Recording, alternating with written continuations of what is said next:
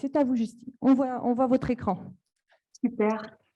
Bonjour mesdames et messieurs, je suis ravie d'être ici avec vous, enfin en visio. Je tiens à remercier Toulouse Impact et la métropole de Toulouse et aussi les Imaginations Fertiles, en particulier Anne-Marie Fontaine pour cette invitation. Je vais vous présenter les premiers résultats d'une recherche que je mène sur la coopération interorganisationnelle dans les projets d'innovation sociale, c'est-à-dire la coopération de plusieurs organisations dans un projet innovant qui porte une finalité et une utilité sociale. Quelques mots avant sur qui je suis et d'où je parle. Donc, je suis docteur en économie de l'Université de Paris. Pendant ma thèse que j'ai réalisée en partenariat avec une coopérative d'activité d'emploi appelée Copanam, qui est basée à Paris, j'ai travaillé sur les modèles socio-économiques de ces coopératives qui ont la particularité de rassembler des entrepreneurs salariés associés. Ensuite, au sein du projet Citoyennaire, financé par l'ADEME, j'ai travaillé sur des projets d'énergie renouvelable qui associent une entreprise, un développeur industriel, une commune et une association de citoyens, par exemple. Donc, une forme de coopération interorganisationnelle également. Et pour ces travaux, j'ai mobilisé une démarche, la recherche-action participative, c'est-à-dire que j'ai fait ces recherches avec et pour les acteurs. En fait, je qualifie mon métier de chercheuse praticienne puisque j'associe la recherche à l'action, notamment au sein de coopératives comme la Manufacture Coopérative ou encore Railcoop. Alors, depuis novembre 2020, c'est en tant que postdoctorante que je travaille plus spécifiquement sur la coopération interorganisationnelle dans les projets d'innovation sociale, et cela au sein du laboratoire commun Destin. Alors, qu'est-ce que c'est qu'un laboratoire commun? C'est un dispositif de financement de l'Agence nationale de la recherche qui finance des recherches faites par des laboratoires de recherche qui visent à être valorisés pour participer au développement d'entreprises. Dans le cas présent, ça associe 4 laboratoires de recherche en sciences humaines et sociales, en géographie, en économie, etc., de la Maison des sciences de l'homme et de la société de l'Université de Poitiers, avec la coopérative ELIX, qui est spécialisée dans l'accompagnement de projets d'innovation sociale. Et donc, l'objectif de ma recherche, c'est de produire des nouvelles connaissances qui vont servir le développement d'ELIX. Et donc, ici, c'est à propos des processus de coopération interorganisationnelle. Qui vont contribuer à une transformation sociale. À ce titre, on peut citer le cas des territoires zéro chômeur longue durée, puisqu'ils ont produit des changements législatifs.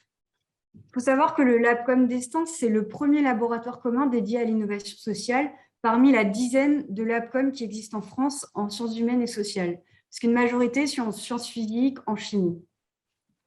Donc, ma présentation elle va se dérouler en 4 temps. D'abord, je vais vous présenter un peu quelle est ma question de recherche. Ensuite, quelques références théoriques sur cette thématique qui pourraient aussi, je l'espère, vous servir. Je vais vous présenter 2 projets ensuite sur lesquels j'ai travaillé, comment ça se passe la coopération interorganisationnelle, et je vais finir par synthétiser des ingrédients qui favorisent cette coopération. Alors, quelles sont les questions de recherche que je me pose?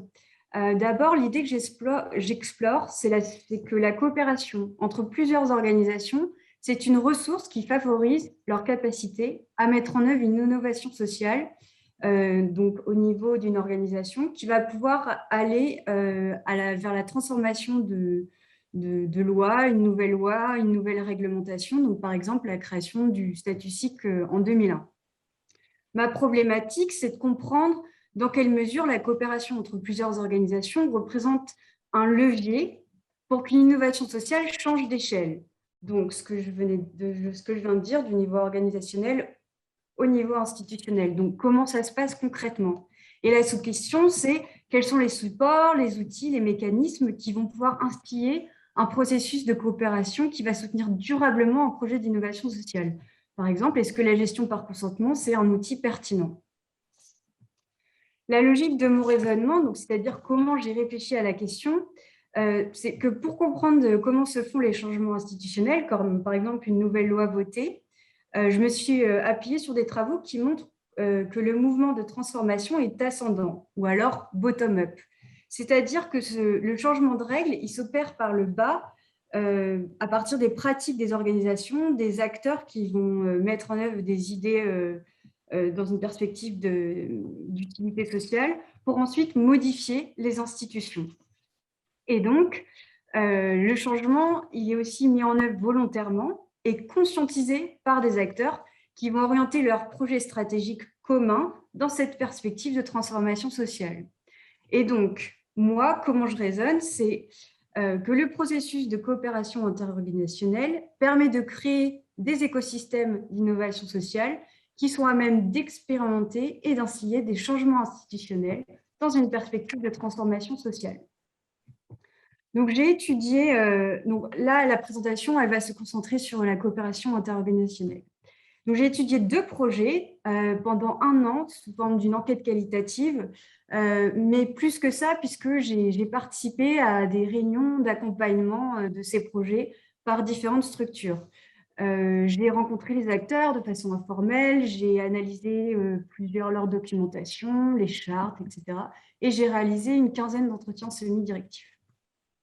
Le premier terrain, c'est le projet des licornes, qui associe 6 TIC, dont Enercop, Mobicop, et elles se sont organisées collectivement en association pour former un système coopératif de production et de consommation dans une perspective de transition sociale, écologique et solidaire. Donc, en juin 2020, elles ont créé une marque commune et à terme, elles souhaitent par exemple créer un système de souscription au sociétariat commun à l'ensemble de ces coopératives. Le deuxième terrain, c'est le laboratoire citoyen de la transition au niveau d'une municipalité en Gironde qui rassemble 6 organisations, une association politique locale, le collectif Transition locale, des élus de la mairie, des agents municipaux et une association spécialisée dans la démocratie participative. Leur objectif, c'est de transformer les modes de décision de la municipalité en redonnant un pouvoir d'agir aux citoyens dans une perspective de transition sociale et écologique. Donc, ces 2 projets ont fait l'objet d'une analyse monographique et je me suis appuyée pour cela pour comprendre comment se faisait la coopération entre ces différentes organisations à partir de plusieurs références théoriques. Alors, avec une précaution, c'est que, en fait, il y a beaucoup de travaux sur la coopération, mais ils ne concernent pas forcément des projets d'innovation sociale. Donc, il n'y a pas forcément la dimension d'utilité, de finalité sociale. Il y a beaucoup de travaux et à la fois, il y a toujours plein de questions parce qu'en fait, il y a un peu la coopération théorique et comment on arrive à la faire vraiment. Et en fait, il y a toujours un écart assez substantiel. C'est toujours un défi pour le chercheur, pour moi, de comprendre et d'analyser ça.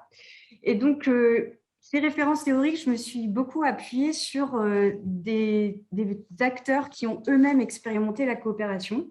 Par exemple, la manufacture coopérative qui a construit des principes et des critères autour de la coopération à partir de ces expériences, en particulier dans le milieu coopératif.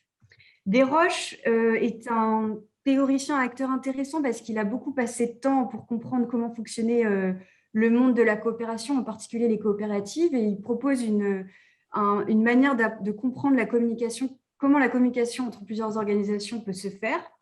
L'Institut des territoires coopératifs, que vous connaissez peut-être, a décortiqué la coopération selon 12 principes d'action, avec une lecture dialectique très riche de la coopération, par exemple entre penser la coopération et agir de façon dans la coopération, et aussi de penser les temps de la coopération, qui est un enjeu aujourd'hui avec cette impression de courir, de jamais avoir le temps pour coopérer. Il y a les travaux de Charmetan et Ali, qui sont des chercheurs sur 8 sites, qui montrent qu'il y a plusieurs configurations de coopération et qu'il y a des dynamiques qui sont complémentaires, notamment entre la coopération en interne d'une organisation, comment ça va être un levier pour coopérer avec le territoire, les partenaires extérieurs. Enfin, il y a les travaux d'Elina Rostrom sur les communs qui notamment identifient des facteurs de coopération, 3 en particulier, la confiance, la réputation et les réciprocités, qui sont des clés d'analyse intéressantes pour penser la coopération interorganisationnelle.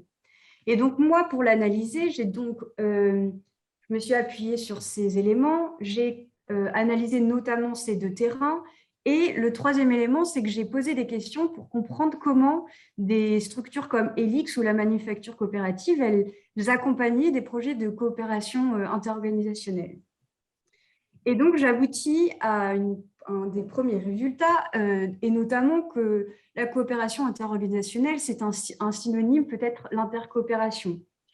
C'est différent de la collaboration, et Éloi Laurent le dit très bien, c'est différent du partenariat, parce que le partenariat, c'est plus un projet qui va être limité dans le temps, ou encore de la collaboration qui est plutôt vue, la collaboration vue plutôt comme un projet one-shot, et la mutualisation qui est partage d'outils, mais sans forcément aller plus loin.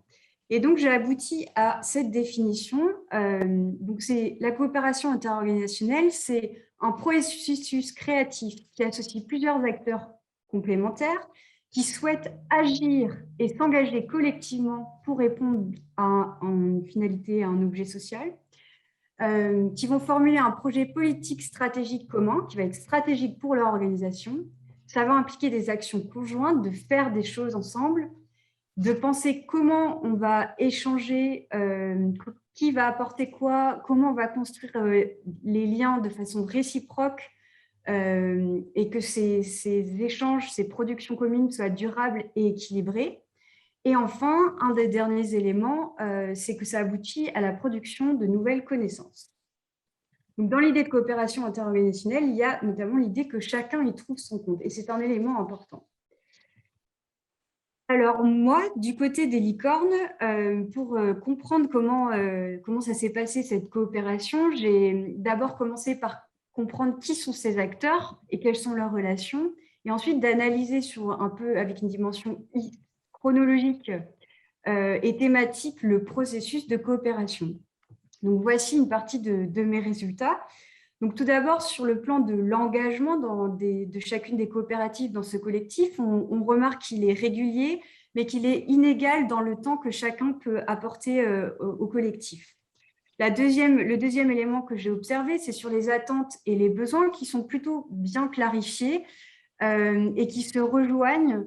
Néanmoins, les besoins de chaque coopérative sont différents, notamment parce qu'elles ne font pas la même taille entre les coopératives qui ont été créées en 2020 comme COP Circuit et Enercop qui a été créé en 2005.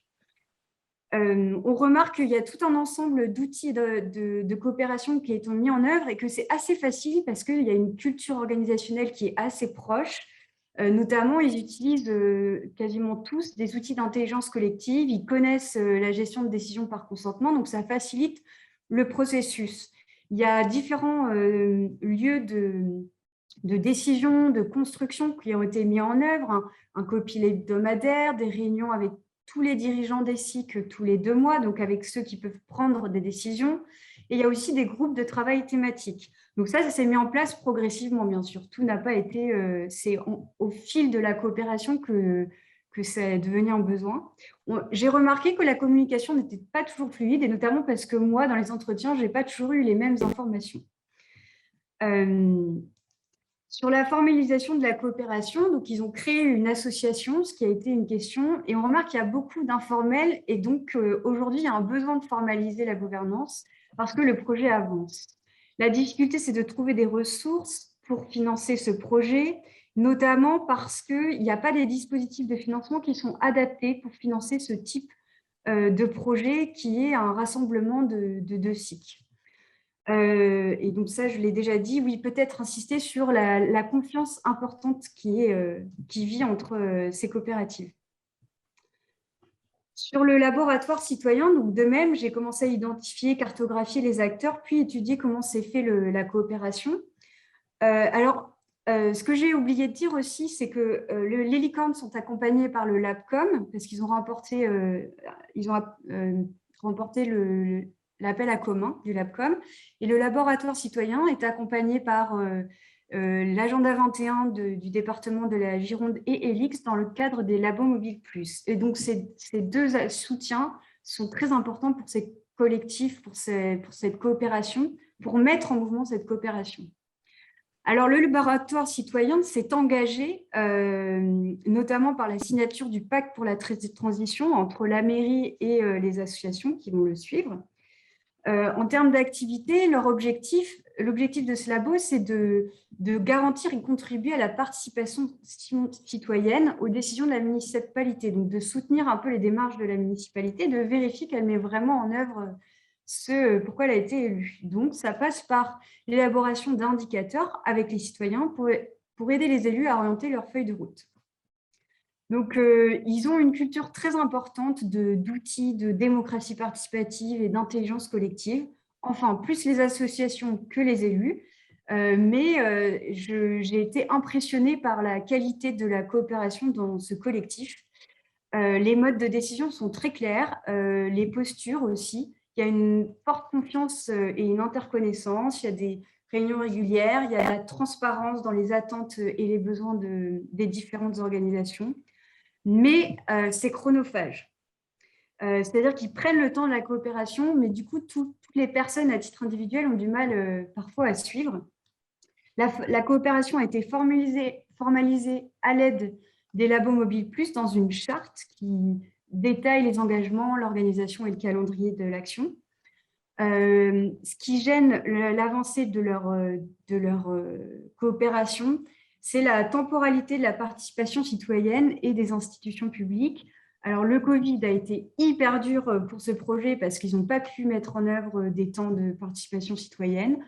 Il y a aussi des tensions dans les calendriers imposés, notamment par la métropole sur le plan local d'urbanisme ou alors sur le calendrier imposé par l'État sur la transition qui n'est pas toujours compatible avec la participation citoyenne.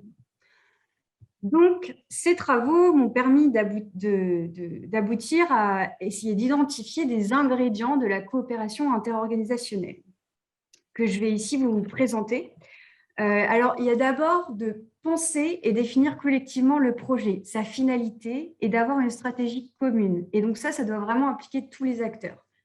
Le deuxième élément, c'est d'identifier les acteurs qui sont présents, quelles sont leurs compétences et de voir s'il manque des acteurs pour chercher à une complémentarité, voire un croisement de différents regards qui pourra permettre au projet de répondre à son ambition sociale. C'est très important aussi la partie de clarification des besoins, des attentes de chaque acteur en fonction de leurs priorités, leur stratégie, leur temporalité et ne pas hésiter à aller jusqu'à dire peut-être des choses dont on n'est peut-être pas très fier en tant qu'organisation, mais qui sont en fait importantes pour que le projet collectif aboutisse. Et donc, il y a un enjeu d'authenticité, de sincérité dans ce partage, parce que chacun doit se sentir entendu. Le quatrième élément, c'est penser le rythme de la coopération, la dynamique. Et notamment, la coopération, elle a besoin de rituels, notamment conviviaux au sein du projet pour célébrer quand on a réussi à avoir un financement, je ne sais pas. Et ça doit être aussi pensé en lien avec la temporalité de chaque acteur, voire des personnes qui représentent les organisations. Ce qui est important, c'est de structurer les canaux de communication et de choisir les outils adéquats, notamment si c'est des espaces en ligne partagés, il faut que tout le monde puisse savoir comment ça fonctionne, se les approprier. Et c'est un gage de transparence.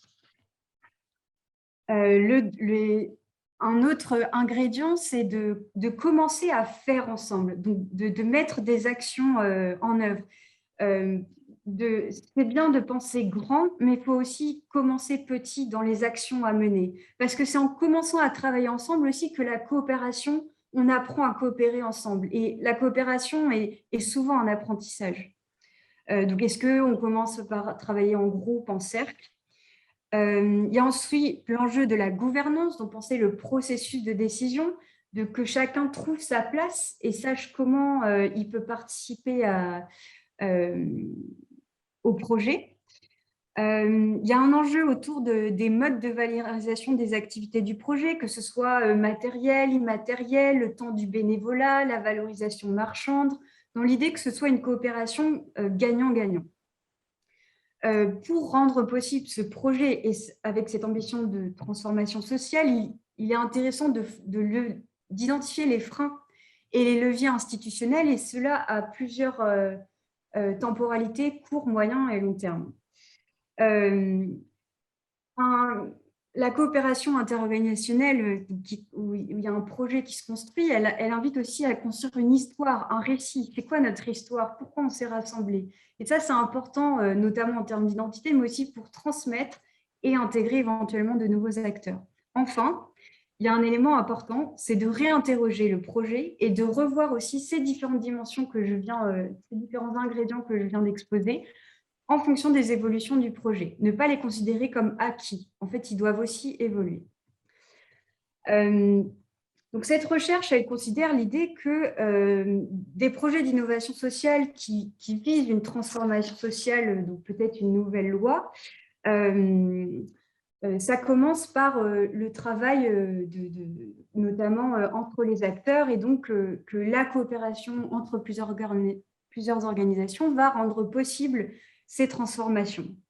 Et donc, l'enjeu, c'est de parvenir à entretenir et travailler ces ingrédients de la coopération interorganisationnelle pour qu'elle soit durable et pérenne et qu'elle aboutisse à une transformation sociale.